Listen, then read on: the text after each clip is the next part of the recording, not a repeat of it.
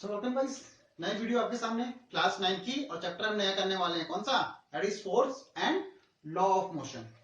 तो फोर्स तो आप अपनी डे टू डे लाइफ में यूज करते ही करते हो भाई। एक कॉपी भी उठा रहे हो, एक स्पून भी उठाया आपने तो फोर्स लगाई, डोर ओपन करा, डोर क्लोज करा तो फोर्स लगाई, है ना। तो सिंपल अगर हम बात करें फोर्स की डेफिनेशन क्या है भाई, ये सबको बताया, पढ़ चुके हो अगले क्लास में। फोर्स क्या है? या तो हम पुश करते हैं और या फिर पुल करते हैं। सिंपल डेफिनेशन अगर हम बात करें तो वो यही है, फोर्स इज अ पुश और पुल। तो फोर्स केवल यही तो होती है, या तो आप भाई धक्का मारते हो या फिर अपनी तरफ खींचते हो। तो दो ही चीज होती है आपकी, फोर्स पुश या पुल, ठीक है। और हम कह सकते हैं भाई डिफरेंट वर्ड्स में, ये क्या एक एक्सटर्नल कॉज है ना। कोई बॉडी अपने आप में थोड़ी ना मूव करती है, जब एक्सटर्नल फोर्स दी जाती है तो ही या तो स्टेट ऑफ मोशन होता है, बॉडी मूव करती है, या फिर रुक जाती है, रेस्ट पे आती है ना। दो ही चीज होती है। अच्छा, फोर्स, फोर्स की यूनिट क्या होती है? अगर हम बात करें, जो फोर्स डिपेंड करता है that is mass into acceleration, ठीक है। एम यहां पे क्या है? एम है आपका मास, ए है यहां पे एक्सेलरेशन। और आपको पता है मास की यूनिट क्या होती है? केजी। और एक्सेलरेशन क्या होती है? दैट इज मीटर पर सेकेंड स्क्वायर, ठीक है। तो फोर्स की क्या हो जाएगी ऐसे यूनिट? नहीं, फोर्स की न्यूटन, ठीक है। फोर्स की जो ऐसा यूनिट होती है वो न्यूटन होती है। क्लियर है? और सीजीएस की बात करें, ऐसा न्यूटन। और जो सीजीएस होती है दैट इज डाइन, ठीक है। डाइन नहीं, डाइन, ठीक है। चलो, ये हो गया। अच्छा भाई, अर्थ की भी तो फोर्स लगती है। अगर मैं इसे छोड़ दूं तो ये कहां जाएगा? ऊपर? नहीं, ये नीचे गिरेगा। तो अर्थ भी तो एक फोर्स लगा रही है किसी बॉडी पे, नॉर्मली हर बॉडी पे। अर्थ हर बॉडी में फोर्स लगाती है, तो वो कौन सी फोर्स होती है? ग्रेविटेशनल फोर्स, है ना। वो ग्रेविटेशनल फोर्स होती है।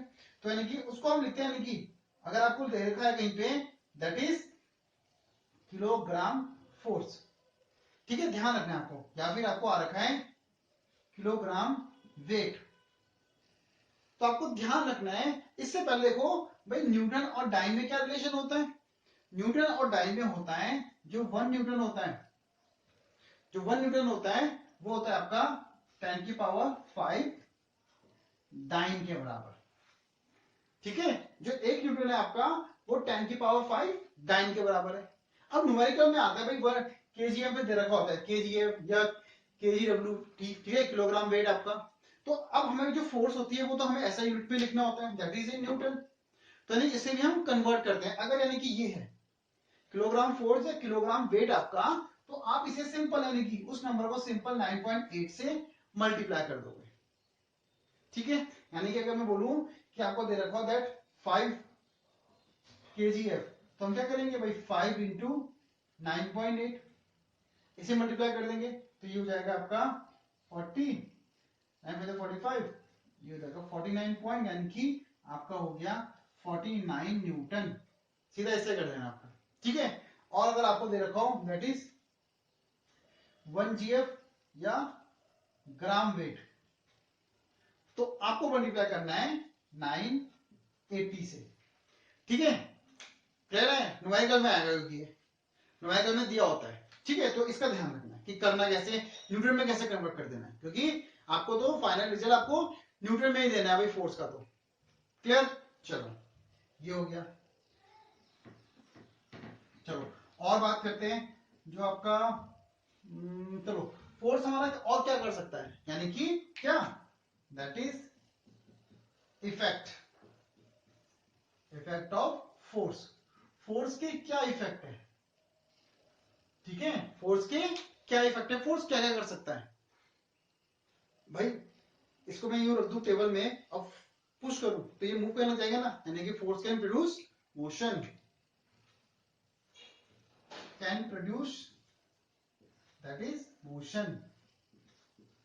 अब भाई बाइसाइकिल चल रहे हैं, फोर्सली हम ब्रेक लगाते हैं तो स्टॉप में भी ला सकते हैं। तो क्या कर सकता है, कैन स्टॉप मूविंग बॉडी, भाई रोक भी सकता है, ठीक है। प्लास्टिक लोगे, फोर्सली यानी कि या हथौड़ा मारो किसी चीज पे, शेप बदल जाएगी, साइज बदल जाएगा, तो क्या कर सकता है, can change shape and size, या बोथ भी कर सकता है, भाई दोनों चीज बदल दे, है ना। ठीक है, मोशन में ला सकता है, रोक सकता है, शेप एंड साइज बदल सकता है, ठीक है, डायरेक्शन बदल सकता है, चेंज डायरेक्शन, ठीक है, स्पीड अप करता है ना भाई, एक्सीलरेटर देते हैं न्यू और गाड़ी सुर तेजी से, ठीक है। वैसे ही डायरेक्शन, भाई फुटबॉल खेल रहे या क्रिकेट खेल रहे, बॉल आपकी तरफ आई, बैट से खेला तो डायरेक्शन चेंज, तो भाई फोर्स ही तो है, डायरेक्शन भी चेंज कर सकता है, तो फोर्स ये सब चीजें कर सकता है आपका, है ना। तो ये हो गया आपकी इफेक्टिव फोर्स, ये सब आपने पढ़ा हुआ है पहले भी, ठीक है, ये सब आपका फोर्स कर सकता है इजिली। अच्छा नेक्स्ट आते हैं, ठीक है, होप सो इतना क्लियर, ये कोई टफ नहीं है, सिंपल सा ही है। नेक्स्ट लेते हैं आपका, that is balance, balance force. Balance force क्या होती है, तो नाम से पता चल रहा है इसका, तो बैलेंस फोर्स यानी कि फोर्स बिल्कुल इक्वल लग रही, एक टेबल से इधर से धक्का मारे, एक टेबल से उधर धक्का मारे और बिल्कुल इक्वल फोर्स, तो टेबल तो मूव करेगा ही नहीं, है ना। यानी कि अगर मैं बोलूं एक ब्लॉक है, ठीक है, ए बी, दो जने यहां से फोर्स लगा रहे और सी यहां से फोर्स लगा रहा, तो मान लो इसकी हो गई 8 न्यूटन की फोर्स, थोड़ा सा ताकतवर है, जिम विम जाता है, ठीक है, तो इसकी हो गई 8 न्यूटन की फोर्स, और इसकी बोल लो कि भाई इसकी हो गई 6 न्यूटन की फोर्स और इसकी हो गई 2 न्यूटन की फोर्स, तो बैलेंस हो गया ना भाई, 6 और 2 8 यहां से लग रहा है और 8 वहां से लग रहा है, तो बैलेंस हो गया, तो बॉडी मूव नहीं करेगी, तो क्या, balance force can not produce the motion in a body, ठीक है, लेकिन कुछ और कर सकती है, ठीक है, बैलेंस फोर्स मोशन तो नहीं लाएगी बट कुछ और कर सकती है, देखो, तो ठीक है, बैलेंस फोर्स में लेते पहले से, थोड़ी सी डेफिनेशन बताए तो आपको क्या होती है, ठीक है, थोड़ी मतलब पूरी बताऊंगा, तो यानी कि बैलेंस फोर्स वो फोर्स होती है when algebraic algebraic sum of all the forces is zero, जब algebraic sum of all the forces zero होगा तो बैलेंस फोर्स, कैसे भाई 2 + 6 एक तरफ से लग रही ना, तो ये जुड़ेंगी, दूसरी कौन सी है, अपोजिट लग रही है, जीरो, जब एल्जेब्रिक सम, तो एल्जेब्रिक तो यही होगा ना, सिंपल नंबर्स को जोड़ दो, ठीक है, और यानी कि जो आपका नेगेटिव है उसे वो माइनस करेंगे, तो एल्जेब्रिक सम जीरो हो गया तो बैलेंस फोर्स है, क्लियर है यहाँ पे, ठीक है। अब मैंने आपको क्या बोला कि भाई जो बैलेंस फोर्स होती है can not produce the motion, ये ध्यान रखने वाली बात है, ठीक है, ये इंपॉर्टेंट पॉइंट है आपका, that balance force can not produce motion, तो जो बैलेंस फोर्स है वो मोशन थोड़ी प्रोड्यूस करेगी, क्योंकि इक्वल फोर्स रखी है, बॉडी रेस्ट पे रहेगी, ठीक है, तो क्या कर सकती है, but can change the shape and size of a body, है ना भाई। अगर यानी कि आप क्ले ले लो, होती है ना गीली मिट्टी, उस पर फोर्स लगाओगे दोनों हाथों से, फिर दोनों हाथों में यानी कि इक्वली होती है ताकत नॉर्मली, ठीक है, सेम फोर्स लगाओगे तो वही वो मूव तो नहीं करेगी, बट क्या होगी, उसकी शेप बदल जाएगी, आटा गूंथते हैं ना, उठाओ फोर्स लगाओ, इक्वल फोर्स लगाओगे तो क्या होगी, शेप बदल जाएगी, साइज बदल जाएगा, क्लियर, बैलेंस फोर्स ओवर, ठीक है, ध्यान से देखना है, देखो कंसेप्ट क्लियर करना है, मार्क्स मैं आपको बार बार बोलता हूँ, मार्क्स ऑटोमेटिकली आएंगे, जरूरत पड़ेगी नहीं भाई पासिंग मार्क्स कितने हैं, ये पूछने की जरूरत नहीं पड़ेगी, ध्यान से देखो, ये हो गया बैलेंस के बारे में। अच्छा बैलेंस हो गई, देन नेक्स्ट आ जाएगी unbalance, next unbalance force, next unbalance force, तो नाम से पता चल रहा है ये अनबैलेंस फोर्स, भाई एक बॉडी है, आगे ले लेते हैं, अब थोड़ा सा ताकत का लड़का और आ गया, ये ले लेता हूं सी, और चलो यहां से लग रही है 3 जनों की फोर्स, ए बी सी, तो ले लो 2 न्यूटन 3 न्यूटन 2 न्यूटन, और ये लगा रहा अगेन, ये ज्यादा जिम जाता है, ठीक है, ज्यादा टाइम से जिम जा रहा, 3-4 साल से, और इन्होंने अभी शुरू करा, तो इसकी यानी कि 10 न्यूटन की फोर्स लग रही है, ठीक है, 10 न्यूटन की फोर्स। अब इनको देखें तो कितनी होगी, 3 4 5 6 7, 7 न्यूटन की फोर्स है टोटल, ठीक है, यानी कि 7 न्यूटन की फोर्स है और 10, तो यानी कि ज्यादा होगी ना, तो बॉडी क्या करेगी, मूव कर जाएगी, मूव इन दिस डायरेक्शन। तो जाहिर सी बात है भाई, ये सब चीजें हम करते ही हैं। फोर्स अगर ज्यादा लग गई बॉडी पे, ठीक है, ओवरकम कर दिया, एक साइड से ज्यादा लगी फोर्स, तो मोशन हो जाएगा बॉडी पे, ठीक है। तो अब सीधा बात करें, इसकी डेफिनेशन क्या होगी, when algebraic sum of all the forces is not zero। जब algebraic sum जीरो नहीं होगा, तो यहाँ पे अगर होगा भी 7 - 10, यहाँ बोले 10 - 7, तो यानी कि जो बड़ा है उस डायरेक्शन में बॉडी मूव करना स्टार्ट करेगी, ठीक है। तो इसमें यानी कि अनबैलेंस में क्या होता है, मोशन प्रोड्यूस होता है, ठीक है, ठीक है, हो गया। तो ये लो भाई, जो अनबैलेंस है, अनबैलेंस फोर्स प्रोड्यूस मोशन, ठीक है, मोशन प्रोड्यूस कर देती है उस डायरेक्शन में जिसमें ज्यादा फोर्स लग रही हो, जिस डायरेक्शन पे, ठीक है। चलो अब, चलो आपको ये हो गया। नेक्स्ट मैं आपको बताता हूं इनर्शिया, दैट इनर्शिया क्या होता है। तो इनर्शिया क्या है, हर बॉडी की अपनी इनहेरेंट प्रॉपर्टी है, यानी कि हर बॉडी की अपनी अपनी प्रॉपर्टी होती है, दैट वो क्या करती है, वो रजिस्ट करती है अपनी स्टेट को बदलने से, ठीक है। कैसे, अब यानी कि अगर मैं यार ये अगर मैं मार्कर यहाँ कहीं रख दूं, टेबल पर रख के चले जाऊं, 2 साल बाद आऊं तो ये मार्कर मुझे कहीं और मिलेगा, यही मिलेगा। आप अगर बुक छोड़ के चले गए, आपने स्कूल क्लोज हो गए, आपने कोई डेस्क जहां पे आप छोड़ के गए, वो डेस्क थोड़ी मूव हो जाती है, वो बोर्ड थोड़ी हट जाता है। सिंपल सा घर में ही ले लो, आप जहां पे अपने मोबाइल को रख के सोते हो, सुबह उठते हो तो वहीं तो मिलता है, वो जगह नहीं बदलता, ठीक है, सिंपल सी ये बात है। तो जो इनर्शिया है वो यानी कि वो हर बॉडी की क्या अपनी इनहेरेंट प्रॉपर्टी है, कि वो क्या करता है, अपनी स्टेट को, स्टेट से मतलब है कि अगर वो रेस्ट में है तो रेस्ट में रहेगा, अगर वो मोशन में है तो मोशन में रहेगा, ठीक है। स्टेट मतलब उसकी पोजीशन क्या है, वो रेस्ट में है कि मोशन में है, तो वो उस स्टेट को नहीं छोड़ना चाहता, ठीक है। तो इनर्शिया क्या हो गया, is an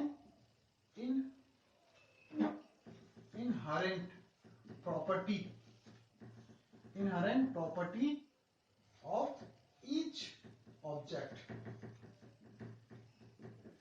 to resist the change, to resist the change in its state,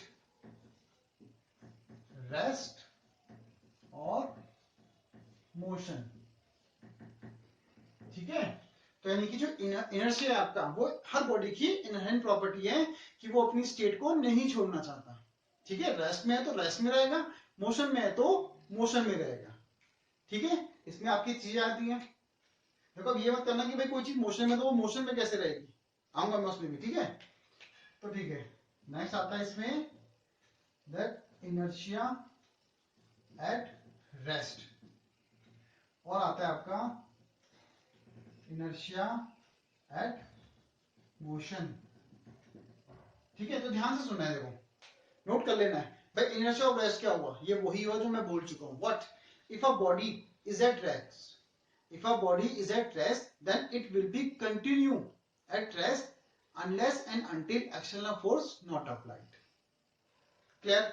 वैसी inertia of motion, the body will be continue in a motion unless and until external force not applied।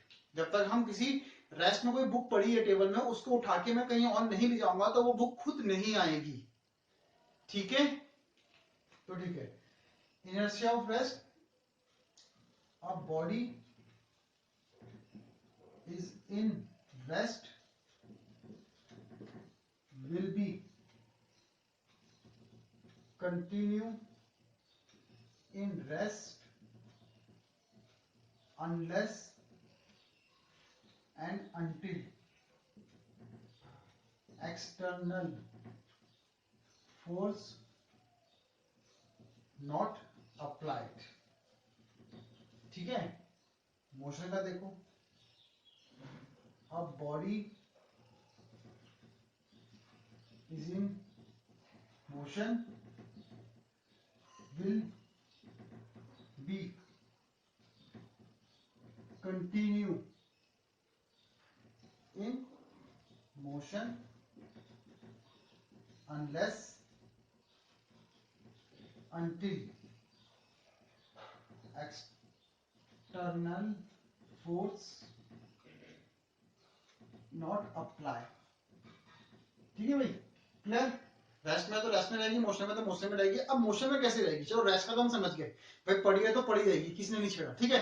लेकिन motion में कैसे भाई, अगर मैं bicycle चला रहा हूं और मैं अब पेडल मारना बंद कर दूं तो साइकिल थोड़ी देर बाद रुक जाती है।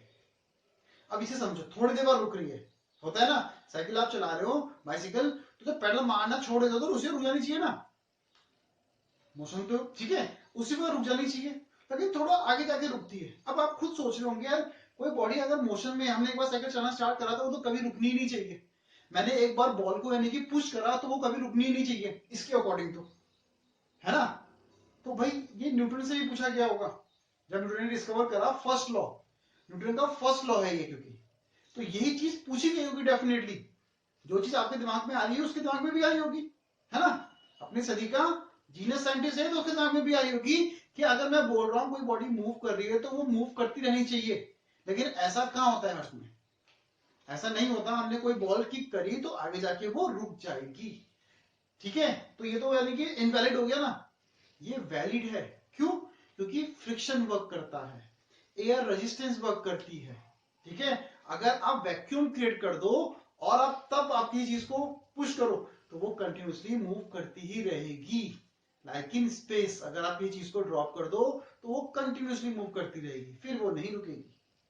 लेकिन अर्थ में फ्रिक्शन और एयर रेजिस्टेंस जो रोकता है, तो फ्रिक्शन और एयर रेजिस्टेंस का केवल एक ही काम है, to oppose the motion of a body, किसी भी बॉडी के मोशन को रोकना। अगर ये दोनों चीजें अर्थ से हटा दें तो बॉडी भी कंटिन्यूसली मूव करती रहेगी, ठीक है। वीडियो पसंद आई तो लाइक शेयर कमेंट जरूर करना है आपको, ठीक है। Thank you.